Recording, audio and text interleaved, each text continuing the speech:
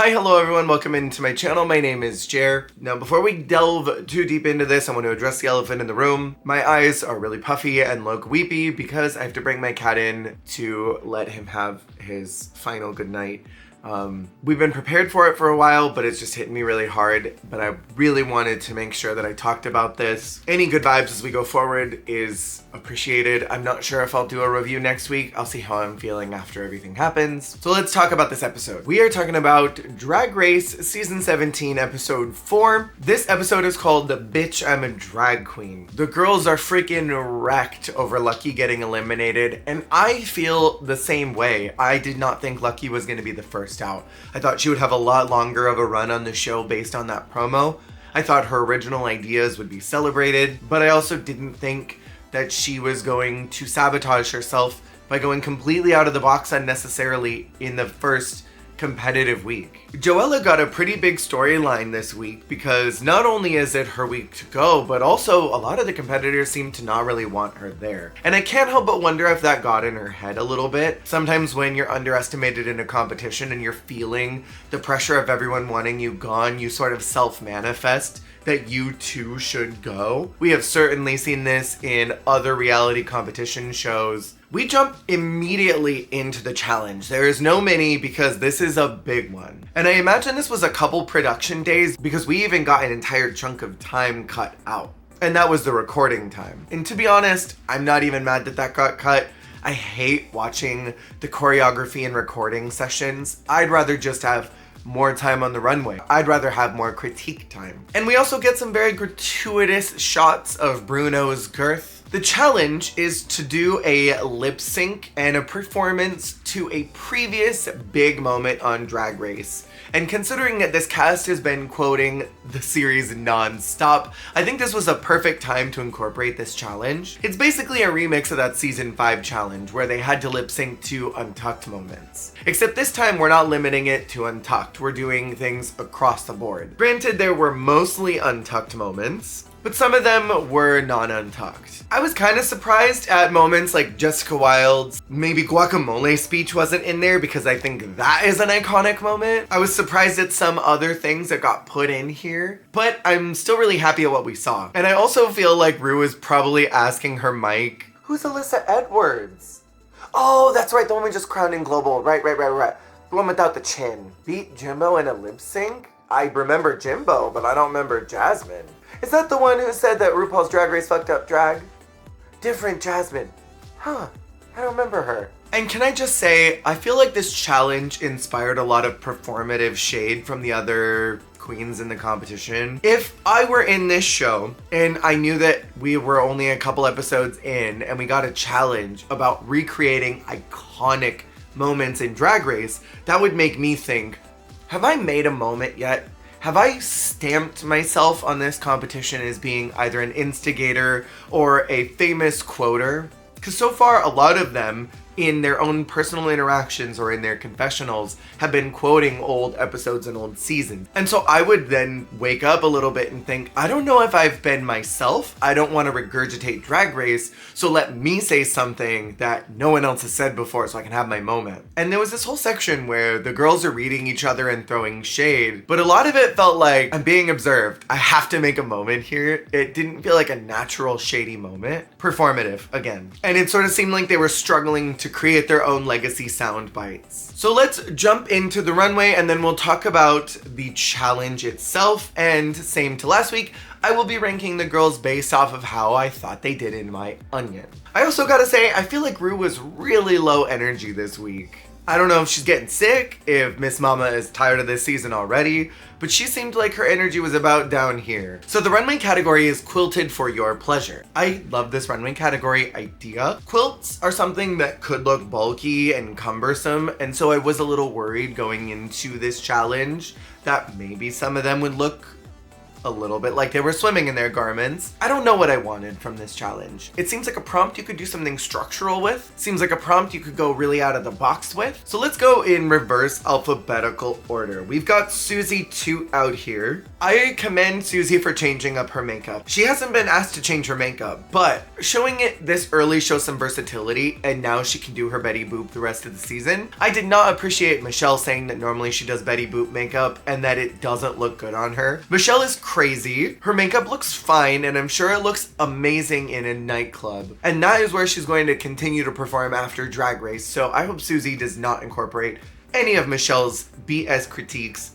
Stop pandering Drag Race to straight and cis people and start allowing it to be for weird queer people who love this show. Susie's makeup is fine, damn it. This garment is giving me a little bit of like checkers, chess, game board. I think the corseted gown is a little expected. It's pretty, but it's expected. So I kind of put this at the middle of the road. For me, this was like at an 8. For me, this was at number 8.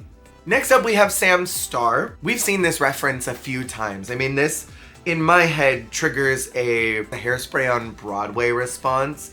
In the opening of Good Morning Baltimore, Tracy wakes up on her bed and her hair's all like splayed out on it. I think this is very much what that's giving me. Using the idea of quilt to go for a bed and you got bedhead, I think is expected, but also out of the box enough that I don't think a lot of people would think about it. What I would have liked is if the pillow was in a different color or the hair was in a different color so that it could have stood out. This was definitely at number 2. Next up, we have Anya Nerve. The color blocking of the black is so nice and luxe. I really like this headscarf. And like Michelle said, quilts look different around the world, and I love that Anya celebrates her blackness in such an unapologetic way. I think that's gonna carry her quite far in the competition. The moment where Joella was asking her about her culture very much read to me like a producer saying, hey, it's your last day, go ask Anya a question about culture. We need a storyline for you before you go. This is solidly at number 3 for me. Next up, we have Lydia Butthole. This is definitely a childhood nightmare come true. She was going for a couch that got scratched up, and it's supposed to be like a piss-stained couch. I mean, I definitely get the quilt that's been torn up by a cat. I wish that maybe there was like a cat that was on it and maybe like visible scratch marks somewhere in black in a really graphic color to indicate that it had been ripped up. I think that would have punched the story a bit more, because otherwise this is kind of the same problem I've had with a lot of our other garments, is they're just swallowing her up because they're so big and don't have a focal point. Plus, I think the pearls were an unnecessary detail. I'm nitpicking right now. This, I think, was solidly at number 7. It met the category, but I don't know if the POV was as strong as I wanted it to be. Next up, we have Lexi, who I'm not even gonna mince words that it was transphobic that she wasn't in the top for this look. There have been times where a performer did okay in the challenge, but their runway was so good that they needed to be critiqued on it, or their challenge was fine, but their runway was so bad that they needed critiques. Lexi is my top of the night. I love the mesh bodysuit that's underneath this. And from what we can see, there's no rips on the initial netting. I am eagle-eyeing a small rip on her right leg that's on the underneath tights, but that's different. Plus, there's even more texture because there's a smaller fishnet that's underneath that. So there's a lot of interest that's there. I love the way the quilting has been manipulated to give these ruffles along the sides and that it opens up. The boots with all these jewels on it are luxe. She looks high fashion. She looks couture. She looks like she could walk in a Paris runway. And this pop of red with this like deep eggplant purple color is so criminal that she was not in the top. This is number 1, and I will fight anyone who disagrees with me. Next up, we got Lana Jure doing an offbeat Sailor Moon cosplay. She didn't say that's what it was, but that's what it is. The way that this is patterned, you can totally see the Sailor Venus inspiration. Whether she was going for that or not, that's what it is. You could see Jupiter, you could see Neptune, you can see Venus. While I love that this is basically a Sailor Moon cosplay, and that is something that I really do want to see on the runway is more of that. I'm not a huge fan of the way that this has been constructed. I think it sort of looks a little bit like, okay, well, I'll put one here, and then I'll put one there, and then I'll put one there, and then I'll put one there.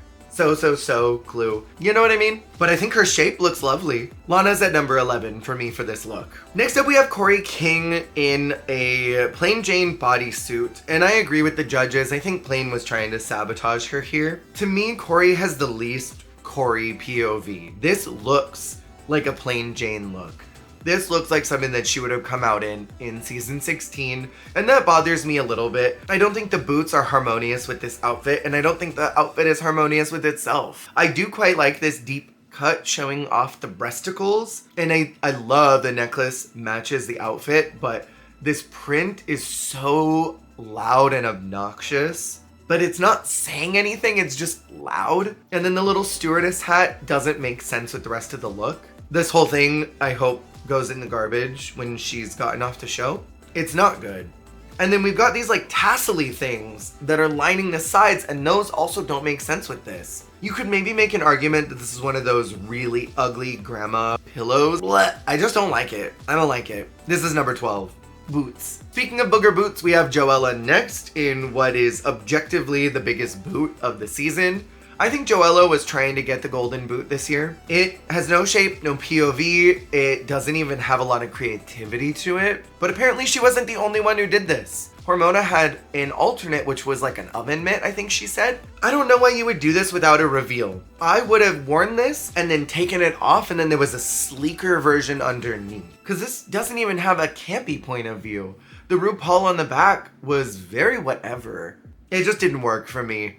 It doesn't work for her. I don't know what was going through her head. She claims to be a fashion girl, and I've yet to see it. This is number 13. Next up, we have Jules Sparkle in a very basic bodysuit. However, what I will say is that this fabric has been manipulated in a way that I think is kind of difficult. I love the interest up here on the ruffle and the neck. I think it looks visually interesting, and I love the way that it comes down into this sort of tapered sleeve that opens up, gets wide, and then tapers back in.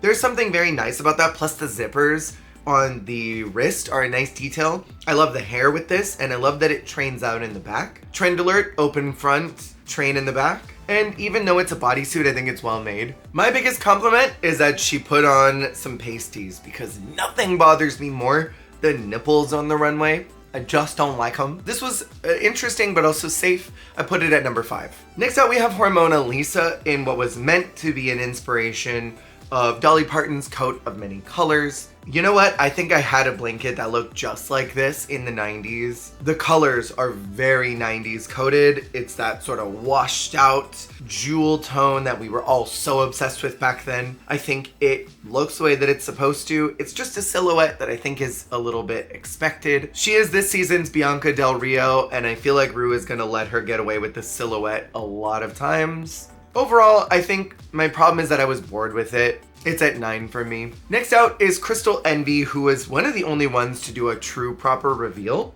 I like that there's quilting on the bodysuit. I think it does add some interest, but she looks a bit like a lobster or a crab. And I don't quite understand the cranberries on her head. For me, para mí, I think it's well constructed, it's well made. I like the coat better than I liked the reveal, but because it was a nice coat, it was a nice bodysuit underneath, it fits her, and the fabric manipulation is done well. This is higher for me. She does get points for doing something that nobody else did.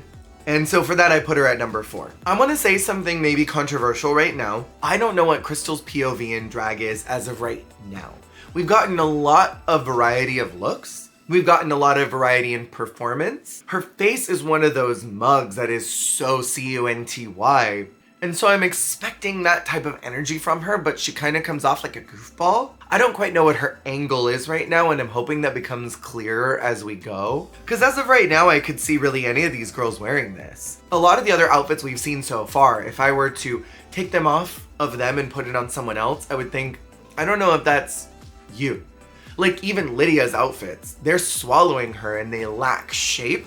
But I couldn't see anybody else in what Lydia's wearing. The outfits that Lexi is doing are so model-esque and so runway ready. I couldn't see anyone else doing that. Even Corey's mall drag, I couldn't see on anybody else. I don't know if I know what Crystal's POV is yet. Next up is Ariete. I was getting Grace Jones from this. I love the construction of the hair. I love the makeup. I love the bodysuit, but I was definitely not getting a true quilting from the outer outfit. I love the details of the cuffs on the sleeve. I think that's fun. And I like the asymmetry of it all. This is an odd shape that we haven't seen before. Even the links on the hair, and there's one that is on the ankle. There's a lot of work that's been done to this, and so I commend it for that. There's been a lot of forethought put into that. I think I needed to see a little more of a quilting effect, but it is still strong. So I put this at number 6. I'm putting my phone down so that I can complain. I hate that we are still doing this, casting a quirky girl and then telling her to change her makeup. They're already doing it to Susie, and they've been gunning for Ariete since the beginning. Michelle and the judges never ask the pretty girls like Courtney to try something avant-garde with their makeup. They never ask the fashion girls like Fame to do something campy. They ask them to like loosen it up and to be silly, but they don't ask them to do camp. They don't ask the blonde girls to try red hair, but they'll ask the gray-haired girls to try blonde or black or red. They'll ask the crazy makeup girls to try something softer and to show variety. They'll ask Drag Vulcano to take off her Club Kid shoes and put on heels. I do not appreciate hiring someone for a job and then telling them to do their job different. Don't cast them if you don't like what they do. And I'm tired of trying to make these critiques stick. Drag Race has been pandering so hard to a very specific group of people, and Drag Race is for everyone, including, but not limited to, the weirdos, the freaks, and the underground kids. Those of us who don't fit in with society. We are not homogenous with the rest of the world, so why try to make us homogenous? Why hire someone if you don't want them to be them? That's all. So on that, I do not appreciate it, and I could tell that Ariete's energy was weird. She seemed kind of frustrated and over it all episode, even from the beginning. I think she can tell that this is not her game, and I think a lot of contestants realize that kind of early. They recognize like, this is not gonna be mine, but I'll still fight for it. And then other ones just sort of let their energy take them out because they're not gonna win anyway. I don't think Ariete is gonna win. That's not me being pessimistic, that's me knowing this show. It is probably between Susie, Sam, or Anya right now. Those are the girls that I think are most on the radar to get to the end. I think Jules has a possibility of going really far because she's got great bubbly energy. And I think that either Corey or Hormona have a possibility of going really far because they're agitators. I don't see it in the cards for Ariete. She's too unique. She's too big for Drag Race. I think if she were on something like Dragula, she would thrive. And I think she knows that too, and so her energy was weird all episode, and I don't even blame her for that. Next up, we have Acacia Forgot. I don't know, man. This is just so expected. I love a princess seam bodice. I really love that. I love the big sleeves. That's very my drag. I love a slutty little skirt. That's very my drag. I love the accessory, but I don't know. I think the colors look wrong. It's not serving glam in the way that I think she is trying to serve it. There's just something off about the colors. It looks a little bit like barbecue bib time. It looks a little bit like we're going to all-you-can-eat barbecue, and I brought my own bib so that I don't need one from the barbecue shop. The colors are just a little off. I love the doily sleeve. I love the doilies in the hair. I wish that maybe this was a more vibrant color. These are just so muted, and they're washed out by the runway lights. I love what this wanted to be, and I really do like Acacia, but this was number 10 for me. So now let's quickly talk about the challenge. We have no class, no manners. Girl, this storyline has been done to death. We have reused the Morgan and Mystique fight from the beginning of time, and with good reason. It is great TV. It is a great Drag Race moment. It is iconic. Crystal stole the show in this by being that tumbleweed, and Lydia and Lana both had really inconsistent energy for what this called for, and I really hated the way that Lydia painted her lips. They were so distracting. Lana's energy was so low. I thought this was kind of a bummer performance for me. We've got Joella doing Rewrite the Stories. This Mariah monologue was an odd pull. Yes, it is a fun moment. And it is one that references that iconic fight that I'm sure they wanted to, but someone in production was like, we cannot talk about Angela. You cannot bring her up. Do not do that fight. because I'm sure that's what they wanted to do. Because that sugar daddy monologue is the monologue of all of Drag Race, despite who delivered it. I wouldn't have totally minded if this had been something from All Stars 1. Anything Alexis Mateo did could have been referenced. Only in America can a woman like me have a freaking chorizo, and I think that would have been a little more iconic. I like that they turned Mariah's monologue into a gospel moment, but Joella just didn't have it. And I thought Joella's energy did not have the triumphantness that the song and the monologue called for. Next up, we have Ariete and Jules doing back rolls. Jules was inspired in her performance. She gave her own personal brand. Ariete was just like not there in the scene for me. And that's not editing, that's not the show trying to paint a narrative. I genuinely think she looked disconnected. She wanted the song to be see auntie and it wasn't, and I think she just turned off from that point. I don't think she realizes that Drag Race is not see auntie. Drag Race is camp and silly because that's what Rue likes. This, I think, was a decent monologue to pull from. Next, we have I Nominate Myself with Hormona, and this was perfect because Hormona's got that Delulu energy that the Jan archetype that Chanel falls under has. That moment was iconic. Her pulling herself out of the competition and claiming that she is beautiful and Rue has never told her so, and that the judges should have told her she was beautiful and that she was doing a good job. This was perfect as a story device for Hormona, and I think we're setting her up to be a Jan archetype. I wouldn't be surprised if Hormona is getting more of the rosé variant of a Jan archetype. I thought this Spirit of Delusion was fun, and this was a great pull from season 1. Next up, we have Unprofessional featuring Crystal. Using Latrice's monologue about the Snatch game from season 4 was nuts. That is such a great pull. I'm so happy they did. It was everything. And honestly, I loved Anya, but Jules worked it out for me this whole challenge. It could have easily been a double win for them. Next up, we have You're Perfect featuring Susie. I love that Aja monologue. Of those mid-seasons, that is the one that sticks out kind of the most of iconic moments. We had a lot of drama in the early seasons, and everyone was playing best friend race for many years. So when Aja had that meltdown about Valentina, that was the TV we were all waiting for. I liked the 80s grungeness of it all, and I loved her. She was just brilliant. With her runway though, I would have maybe put her in a safe position. Then we've got Star Quality featuring Sam and Acacia. I don't know, man. I thought the dance was weird. I thought they were messy. I didn't understand their POV. Tamisha and Candy's fight is iconic, and I'm really glad that that got referenced. It is a big piece of the more recent years of Drag Race history, because a lot of the other queens don't really fight that much anymore. We got the one between Jasmine and Maddie, but nobody else has really done anything that's been bombastically memorable since then. Next up, we have Put Your Lighters Up featuring Anya. I love the lounge singerness of this performance. I love the way that Anya captured the vibe. And that hair that went all the way down to the booty was everything.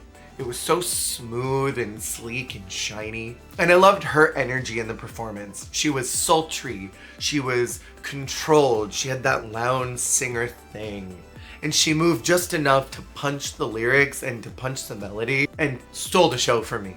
And that wrist flick at the very end was so hot. I want to say something controversial, and I don't care if y'all disagree. Laganja was funny as hell in that challenge and should have never been in the bottom. Laganja was so far ahead of her time and so underappreciated in her age. Watch the one where they edit it with people laughing in the background and you'll see that it's funny. Some of y'all are too easily manipulated by Drag Race and say that one girl is bad when she was good. Next up, we have This Is Your Moment featuring Lexi. I didn't love the performance, but I also didn't hate it either.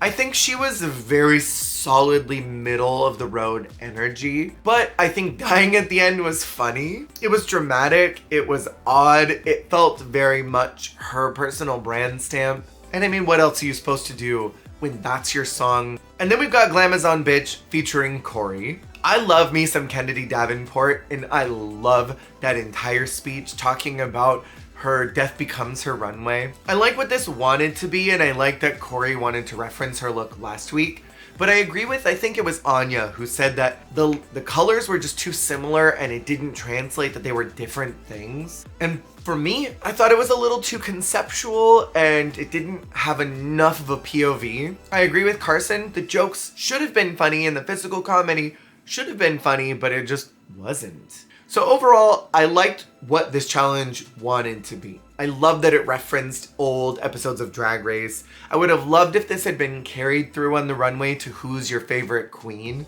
and then they all could have done a cosplay of someone, or like a who's your winner. That would have been cool. I don't think Quilted worked for this. I love the 90s middle of the night vibe of this whole challenge. I remember so many times getting woken up to a song at 3 in the morning while just leaving the TV on, and then How Am I Supposed to Live Without You starts playing, or you start hearing the saxophone of Careless Whisper playing. Then you've got this grainy, filtered, now that's what I call music video playing. I hope they do something like this again in the future. This was fun. The girls are individually judged, and again I think Lexi being safe was a crime. And I think Michelle saying that Ariadne's makeup was giving Cats the Musical was super unnecessary and harsh. Not a ton happened in Untucked, just a lot of really big talk about the girls saying that they're gonna win the lip sync if they're in the bottom. We get more crying from Joella, and it's finally revealed that the person that she's most worried about disappointing is in fact her mother. So it's not that the people of LA think that she's so well known for her fashion, it's her mom.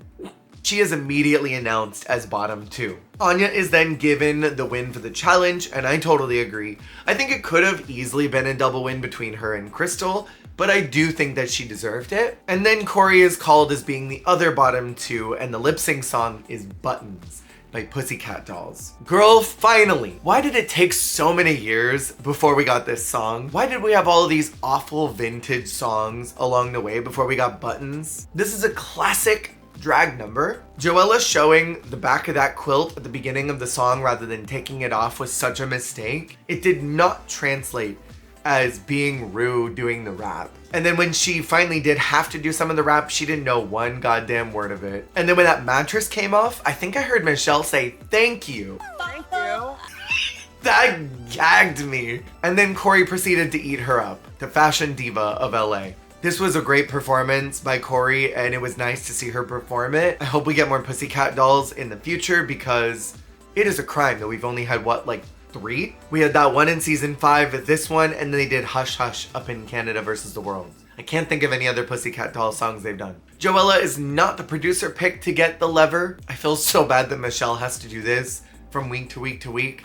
Go and get changed out of her outfit, and then get up on top of that and then fill up that water all the way up. I'm starting to understand why California didn't have any water to fight those wildfires. Drag Race used it all up to try and pretend to dunk Michelle every 2 days. And then Rue says goodbye to Joella in a way that I can only describe as sounding like a pickup line. Will always be a Rue girl. You will always and forever be a Rue girl. Not even a fun line or anything. Nobody cared that they didn't even write a fun line for her. Something that even like worked within the challenge. Something that worked towards the song Buttons or being the Slasian diva or whatever. That it was just, you've been on the show. Goodbye. It's so disrespectful. I'm laughing because that is disrespectfully funny. And the fact that it sounded like a pickup. Like Rue said whatever she said and they didn't like it, so then they muted it and had her come in a couple days later to record a Rue girl. And that was all she had to record for her pickup. Excuse me. Next week is It's RDR Live, and I'm so glad that this has become a legacy challenge because there's so much you could do with this format. There's endless skits from across the entirety of Saturday Night Live that you could incorporate to be draggy, to be queer. And I hope that they get some good scripts this year because I feel like last year's were a little booger boots. But what did y'all think about this episode? Let me know in the comments below. And maybe I'll see y'all next week for the next one, and maybe I might skip next week. We'll see how things go. We'll see how I'm feeling. But I will see y'all on the flip, and remember to subscribe. We are about 200 away before we can make YouTube partner, and that is very exciting. All right, see y'all on the flip.